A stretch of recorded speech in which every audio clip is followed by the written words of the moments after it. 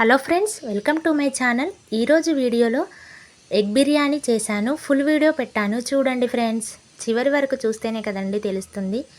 ముందుగా అయితే మన ఛానల్ని కొత్తగా చూసే వాళ్ళందరూ సబ్స్క్రైబ్ చేయండి ఫ్రెండ్స్. సబ్స్క్రైబ్ చేసుకున్న వాళ్ళందరూ ఒక లైక్ చేయండి ఫ్రెండ్స్. వీడియో చూస్తే ఇలా ఇంట్లోనే ఈజీగా మేము బిర్యానీ తినాలనిపించినప్పుడల్లా ఇంట్లోనే ఈజీగా టేస్ట్ చేసుకుంటామండి. బిర్యానీ అనేది చికెన్ బిర్యానీ, ఎగ్ బిర్యానీ అనేది చేస్తాను. ముందుగా అయితే ఒక బౌల్లోకి ఇలా ఒక పెద్ద గ్లాస్ బాస్మతి రైస్ని వేసి వాటర్ వేసి ఒక 2 సార్లు కడిగి వాటర్ అనేది తీసేయాలి. మళ్ళీ వాటర్ వేసి ఒక పావు గంట సేపు నానబెట్టుకోవాలి బాస్మతి రైస్ని. స్టవ్ మీద ఒక ప్యాన్ పెట్టి ఆయిల్ వేసి ఇలా పొడవుగా కట్ చేసుకున్న ఆనియన్స్ని అయితే ఫ్రై చేసి పక్కన పెట్టాను. తర్వాత అదే ఆయిల్లో కొద్దిగా పసుపు వేసి 3 ఎగ్స్ని అయితే వేసి ఇలా బాయిల్ చేశానండి ఎగ్స్ని.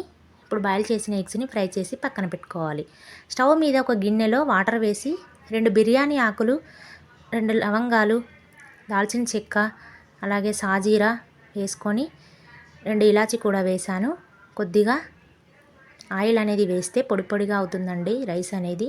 ఇందులోనే లెమన్ అనేది పిండుకోవాలి. తర్వాత సాల్ట్ వేసాను. కొత్తిమీర, పుదీనాను కూడా వేసుకోవాలి.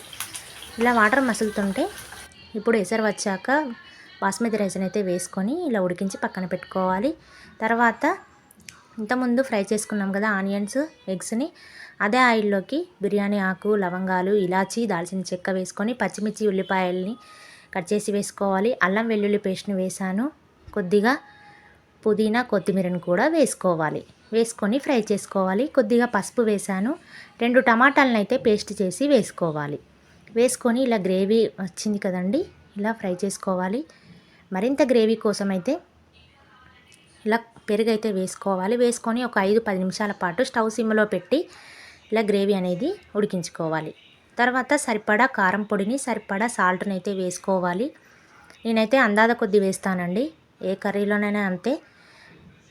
ఇలా వేసుకొని ఒక 5 నిమిషాల పాటు కారం, ఉప్పు పట్టే వరకు ఉడికించుకోవాలి. కొద్దిగా వాటర్ని వేసుకోవాలండి, మరింత గ్రేవీ కోసం కొద్దిగా వాటర్ని వేసి ఉడికించుకోవాలి. ఇప్పుడు ధనియాల పౌడర్ని వేసుకోవాలి. నేను బిర్యానీ మసాలాలు, బిర్యానీ అవన్నీ ఏం వాడనండి, బయట షాప్లో దొరికేవి ఇంట్లోనే చేసుకుంటానండి. ఇలా ధనియాల పౌడర్ని ముందుగానే ఇలా ఉడికించిన ఎగ్స్ని ఫ్రై చేసాం కదా, ఇప్పుడు వేసుకొని ఇలా ఫ్రై చేసుకోవాలి. ముందుగానే ఉడికించిన బాస్మతి రైస్ని అయితే వేసుకొని ఇప్పుడు గ్రేవీ మీద మొత్తం వేసుకొని ఇలా వేసుకోవాలి. ఇలా అన్నం మీదనైతే లాస్ట్లో పుదీనా వేసుకోవాలి. అలాగే ఫ్రైడ్ ఆనియన్స్ చేశాను కదా, ఇప్పుడు ఫ్రైడ్ ఆనియన్స్ కూడా వేసుకొని కొద్దిగా ఫుడ్ కలర్ని వేసుకోవాలి. నేను నెయ్యి వేసేది వీడియో తీయడం మర్చిపోయానండి. ఇలా నెయ్యి కూడా వేసుకోండి. ఇప్పుడు మూత పెట్టి ఒక 15 నిమిషాల పాటు ఇలా బిర్యానీ అనేది దమ్ చేసుకోవాలండి.